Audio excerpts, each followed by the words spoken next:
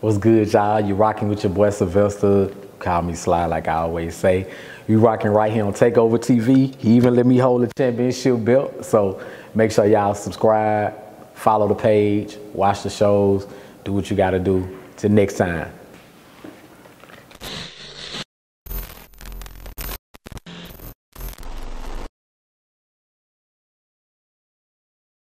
So why do you think people feel like that you, especially you personally, are in this like secret society clique that nobody can infiltrate? Man, you know what? I absolutely am. I absolutely am in this secret code organization of dope people, of a dope network that, you know, that over time just has created itself, and it started, for me, it started on the playground at Justin Elementary or whatever is where this network started. So it's not, I don't know why people feel like is this clique, but no, I say it is. I mean, it's my friends I grew up with from Justin, from the neighborhood. Everybody's in different fields, everybody's in different places, everybody's supporting each other. I mean, we came up together, we grew up together, so I mean, I can't help if you do X, Y, Z, or I can't help if you just got Takeover TV and my boy do this, so my homeboy is the mayor in some city or a state representative in his city, or do something, produce these huge events nationwide. I can't help, all my people do dope stuff, and I mean, it's a blessing. So it's the fact, it's not the fact that you're in the clique, but you're in the clique with a bunch of successful people. Yeah, and as I've gone along, and so literally everything always goes back to my base. It goes back to Caddo Middle Magnet. It goes back to Justin Elementary. It goes back to Huntington High School. It goes back to Northwestern. So every person that I've met along the way, I've just held on to. So yeah, I guess it is. I guess it is a network. I guess it is a clique. That, you know, but I love it. Like, I can go to DC and pick up the phone and call people and say, hey, yo, I'm in DC, what's going on? Or I need XYZ, or I can be in Dallas or Houston or New Orleans or Shreveport or Miami, Cali, LA, wherever. And yeah, I got a network. We all should have a network. You know? Right. Good people should know each other. That's true. But it's definitely not a secret society though, man. It's like, hey, if Dallas, right? You from Dallas, right? Yeah. So it's like, cool. Say, Jeff, I'm being in Dallas for like 2 weeks. You say, cool. I tell you what, my boy out there, I'm gonna tell him you're gonna be out there. I'm gonna link y'all up. He'll help you out, whatever you're trying to do in Dallas. I gotta do in Dallas for 2 weeks. So he'll just meet up with you, take it a happy hour, whatever, hang out with you. Right. You're gonna get on the phone with your boy and say, hey, my boy Sylvester coming out there to Dallas for 2 weeks. Take care of him. We go out, we kick it, we go to happy hour. For we know we cool. Exactly. Like Jeff, yeah, Jeff, your boy took care of me, whatever. So now, that's a dot on the network. That's another dot on the map in Dallas. Right. I'm a dot on his map. So he come to New Orleans. Yo, bro, I'm in New Orleans. Whatever. This Jeff homeboy, I met you when you came to Dallas. I'm be in New Orleans for the weekend. What you got up? Ah, man, what's up, man? Good to hear from you. Yeah, hit me when you get to the city. Right. That's network. Simple as that. It's that easy. But if you stay here, you only talk to people here, you don't grow and expand, and I don't need no new friends and all that foolishness. Or yeah, you gonna be here and you gonna only know people here, and it's gonna look like all these people are moving and doing different things, and you on the outside looking through the window because you up. Ain't my fault. I mean, you know, it just is what it is. I know you mentioned New Orleans a while ago. I know they had, how is it looking down there right now? I know they had a bunch of flooding and... Man, New Orleans is New Orleans, man. The most resilient, the most humble, the most family-oriented, the most black-oriented, the most cultural people I ever met in my life. They all about home, they all about New Orleans. And it's something about New Orleans. I've been in New Orleans 3 years back and forth, going on 4. And it's something about New Orleans that just gets in your veins. It's something about the people, it's something about the culture, it's something about just the air in the city that just that just kind of sucks you in. And I mean, I love Shreveport to death, and I mean, I love New Orleans. I'm a Louisiana, like, people, that's one thing I'm working on, that's my biggest thing, is that it's always been this gap between North Louisiana and South Louisiana. I don't think ever before it's been just this force. Why does that gap exist? Just because it's just so new. I've been from a place, it's completely different. I give it to New Orleans is a country right. inside of itself. Right. It is its own world. You can't duplicate it, know what you want to duplicate it. You go there for it. You can't have what you have in New Orleans. You can't have it in Shreveport. But what we all don't embrace, I think, is we don't embrace that it's still Louisiana as a whole. I know we dead last in just about everything across the board, but yet and still, I mean, we are still Louisiana. It's kind of like that. I guess the Dallas-Houston beef. But I mean, at the end of the day, it's still the same. The core of it is still Texas. It is.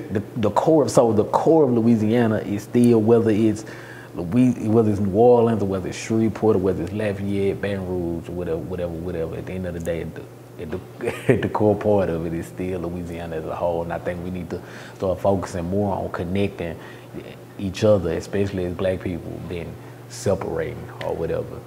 But yet, still rep your city, rep your town, rep your neighborhood, rep your street. But don't just rep it, do something in it. Right. That's my thing. Is you gonna rip it, do something in it. Do something meaningful. Don't say I'm West Side Pines Road and you don't do nothing on the West Side Pines Road. You don't go to Huntington and talk to the kids, or you don't walk back through your neighborhood and do nothing. You just out ripping your hood, and you ain't bought no property over there and tried to be a part of your community more than just wearing a t-shirt with it on there. Or be a part of your city. Don't just be off at college saying, yo, I'm from Shreveport, or move to Dallas and say I'm from Shreveport. Or don't go move somewhere and don't tear your city down. I hear so much of it, and I think that's the number one issue is, and I take offense to that, is I see people move to Dallas, or I see people move to Houston, or do whatever. Cool, move on, better your life, do whatever. Not saying everything, some stuff you want to do, you can't do here. I had to leave Shreveport, right, or whatever, to advance my career and do other stuff. I don't ever see you tearing it down. But you will never hear me bad about my building it up. Yeah, you'll never see me bad about my city. Even to the people in the city that I'm at. You from where? I'm from Shreveport. Yeah, well, what's up? I'm from Shreveport. And so you know, when people see you take a sense of pride about where you from, they immediately respect it. Versus I see people, I don't see how y'all still in Shreveport. Ain't nothing in Shreveport. What you know, like, this where you from. If you saying where you from ain't nothing, that mean you can't be too much of nothing. Right. So it's kind of how I look at it. So my city great, man. I love my city. My city on the move. My city got great things coming to it. Man, our city definitely gonna start being on the map a lot more than for negative stuff in the upcoming years. And I think it's our time, it's our generation that's really gonna change the whole narrative of Shreveport and make some fly stuff happen. Maybe we'll call it Flyport. I don't know. Flyport or something. I don't know. We'll come up with something, but yeah, definitely some things gonna shake. There's a lot of dope stuff that goes on in Shreveport. You know, the Louisiana daiquiri. You got R-Tips and the events you throw in a lot of different venues that, you know, successful venues that other people got, but I don't know why people want to forefront the negative part versus all this great stuff that's going on. Exactly. I mean, Shreveport has anything you can ask for, and if it's not here, create it, or is on the way, or jump behind a movement of getting it going. Yeah, I mean, just about anything you have in any major city. I've been to pretty much the majority of major cities in the country. I mean, we have pretty much everything you need. There's some stuff we lack. It's some cultural pieces I think we lack, but that's our fault. And not really showing more importance of our culture here in Shreveport and the history of it and what's been done. The only time we talk about Black people in Shreveport is the civil rights movement and during Black History Month. It's way more stuff that happened even before the civil rights movement and happening right now today. So I think once we focus on that, then we'll see a much more bigger celebration on a daily basis of Shreveport as a whole and Black people in Shreveport. So, so I think that's definitely something we need to pay a little more attention to and build up. You're an entrepreneur, you throw events, a lot of different things. What's like one of the top 2 tips you could give to somebody that wants to get in that realm of being an event, throwing events and planning events and stuff like that? First thing is you gotta be out of your mind. You have to be absolutely crazy to think that what's in your mind you can put out and that people are going to come. So first of all, you gotta have a bit of insanity to even take on those projects, the project, which is good. You gotta be able to challenge yourself. You gotta have some insanity about yourself. And also you have to have a blueprint. You have to know exactly where you wanna go with it. If you're in it for money, if you're in it for popularity, if you're in it for any of that stuff, you're gonna fail and fail fast. Or you're gonna be a one-hit wonder if you even hit it all. You have to have a goal in mind versus just saying, oh, that looks like something I can do. I can just rent a building, get a DJ, pass out some flyers and get people to come. A lot more to it. It's a lot more to it. I mean, that's a party. I mean, from the beginning of the time to the end of the time, people gonna have parties. So, but I just see so much more. It's more than just a brunch event to me. It's more than just a New Year's Eve event or just an event for the spring or the summer or something like that. It's definitely an end game to it that's much bigger than that I'm trying to get to than just having an event. Right. So I think you have to have an end goal. Like, what am I, okay, I want to have events, but what is my end goal? Where am I trying to get to or whatever? So those would be my 2 tips, is be halfway insane and have an end game in mind. One last question. And this was going to come out the blue. Does Donald Trump get reelected in 2020? You know what?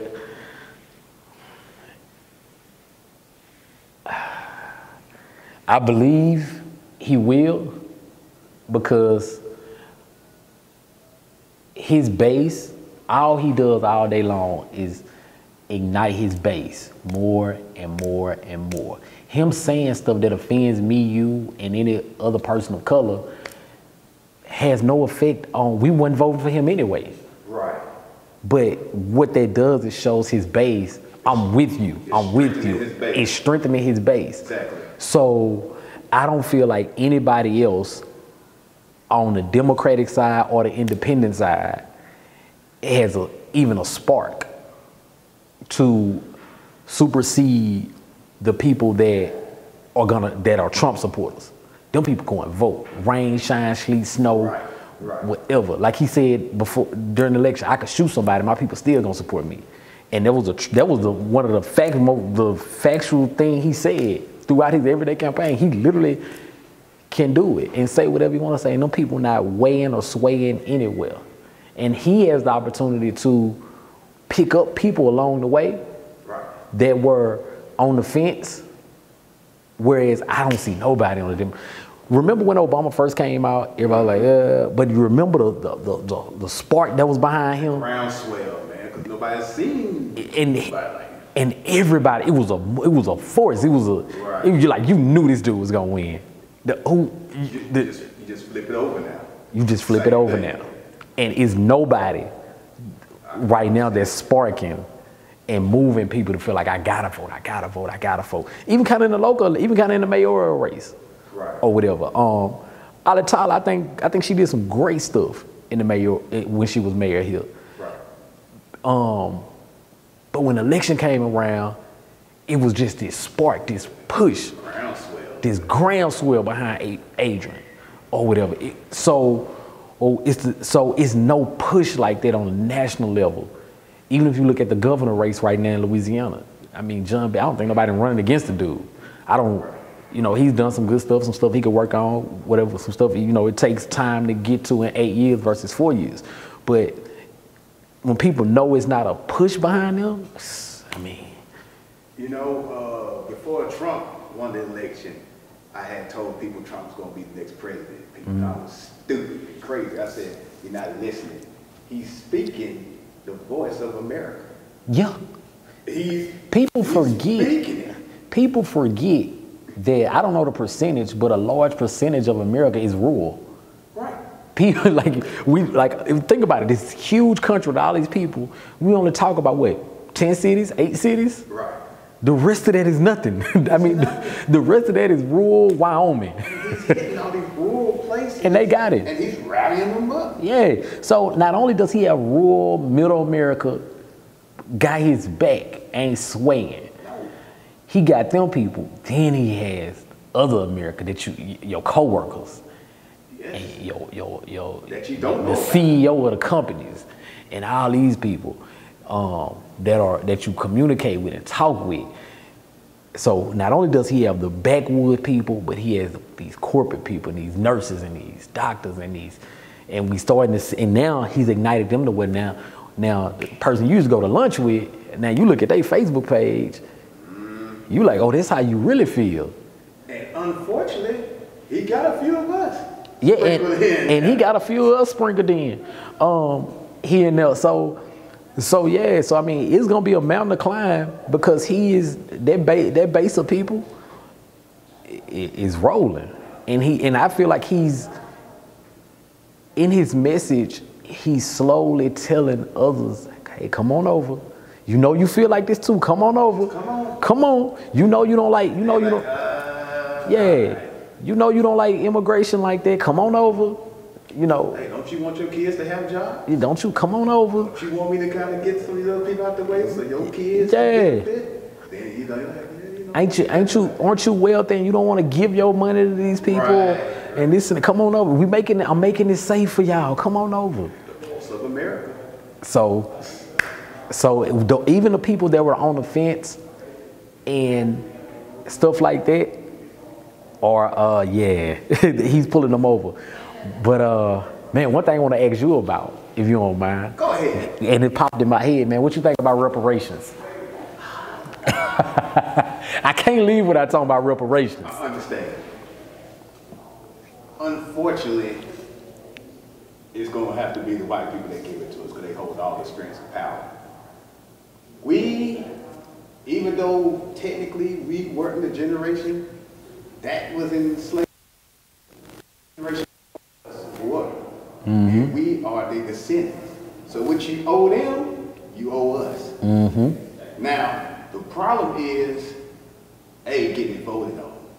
But beyond that, how do we do it? Do we do it by who was the descendant of slave owners? Do we do it all African Americans? How much do they get? There's going to be a lot of things to untangle with that. I think whatever amount we get, it's going to be an uprising. It's not enough. We're going to give each person $1 billion. Somebody's going to complain we need to. Yeah, it's definitely. I mean, it's definitely something. Do we deserve it? Hell yeah, that plus. Oh yeah, most definitely. I mean, I believe Holocaust survivors have been paid. Reparations 3 or 4 times by different countries. Right.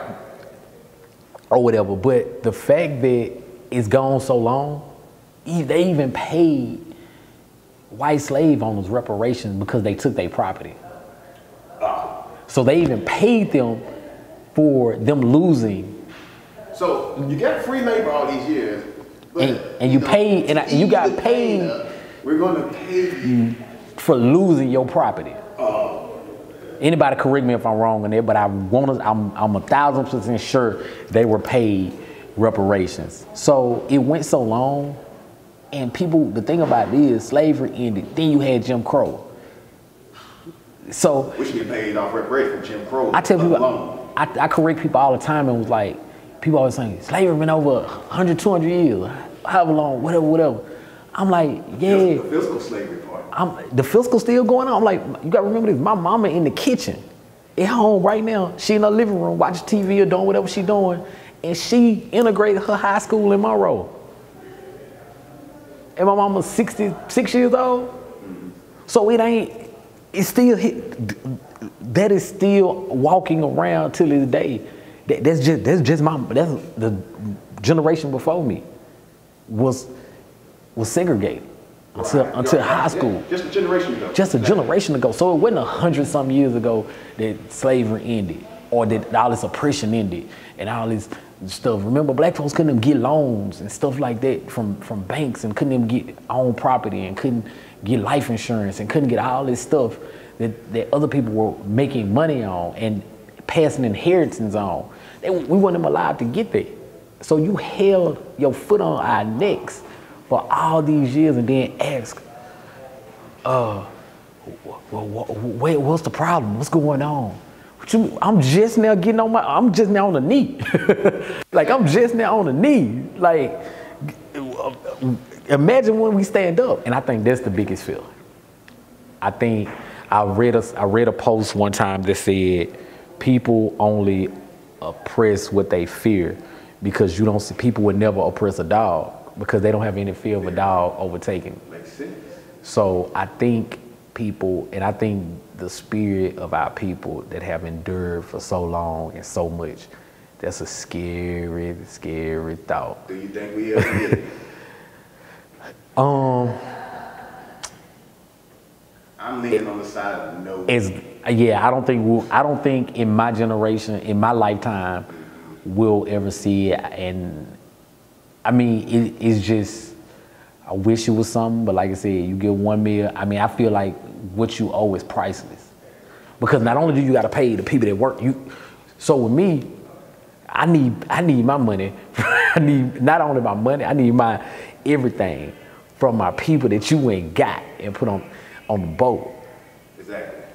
That you stole their land and you stole them from their people and all of that. You can't repay that. You can't pay the fact that you tore apart families and all sorts of stuff. And I had a theory, and I could be wrong, but I had a theory. So you want my people here and over there. If I was the government, black people spend more money than anybody, right? I give you reparations. A lot of us, unfortunately, gonna turn around and blow the money on stupid. Well, so what we're gonna do is turn around and give it back to you, and you probably gonna charge interest on the stuff we buy anyway, so you just made money. I think it would deflate the value of the dollar so much, put the country in trillions and trillions of dollars of debt. That's one reason why they're not gonna do it, even though they're gonna make the money, because if black people own less than 1% of wealth or companies and stuff in the country anyway, it's all going right back into their pockets anyway. That's what I'm saying. But I think go right back to them. But I think the country would, I'm not a financial person at all. Me neither. So I'm guessing the country, it would make the wealth do this too much, and that dollar is not worth what it is worth. See, I saw something where they said if they did reparation, it would cost the country $1 trillion. right. I mean, you already did anyway. Yeah, and I guess the American dollar is backed in gold, but I think we went way over what we got in gold versus the dollar amount for it. I think we done printed way more money than we hold in gold. I'm not sure, somebody correct me if I'm wrong. But yeah, it'll turn everything in such a topsy-turvy, but if they give us $1 million, we'll have to, it's kind of like the oil money that people got. Yeah. When the Haynesville shell stuff came to Shreveport, I think they was beating people out of their money then. People signing over their mineral rights for $1,000 when they could have made a couple $100,000 and all sorts of stuff like this. So it'll have to come with a lot of financial literacy. It'll have to come with a lot of understanding for it to even, like you said, it'll flip anyway. And remember, they're gonna start selling BMWs for $200,000. Well, they already got some $200,000, but a Kia Soul gonna be $200,000 if we get reparations. They gonna jack the price up on everything. Everything's gonna inflate. You're right. some hot fries, some hot Cheetos, bag of hot Cheetos, gonna be $50. Yeah. And we'll turn around and buy it. Hennessy going, I guarantee you, Hennessy going up for a small bottle going up to $2,000. Anything we like, they taxing it. Hennessy, Newport, Douce, everything, man. The price going up. Sections at the club gonna be $20,000. Shoot, everything we. It's already the price of so many clubs. Man. Depending where you go. Right, exactly. So. What else you got, man? Man, that's all I got, man. That's all I. That's, shoot, man, we gonna wrap it up, man. This was fun. Man, we got, as always, we got to do it again, man. Oh yeah, we definitely gonna do it again. Cause there was some other stuff I wanted to touch on, but I didn't want to make this thing 2 and 3 hours long. Well, yeah, we'll make this a quarterly That's what I'm quarterly touch or something just come up that we need to touch bases on. We definitely touch bases Lord on. Jamar does it with Vlad. He on there all the time. Hey, whenever. He's on there like bi-weekly. Man, people get tired of seeing my ugly face, man. so you know, and I'm a behind the camera kind of person, man. So. But to tell you this on camera, I like what you're doing. You're doing a good job. You giving, you have given the city life. You throw some dope events with top-notch alcohol. not no taco bottle. Hey, I see Hennessy White. I see Crown Royal. I say, oh damn. I don't know if y'all bought Hennessy White. Somebody just had it in that little section. Man, look, the bill's still coming in. That's all I can say. The bill's still coming in. All out. And what sold me on your events was just the videos that was out.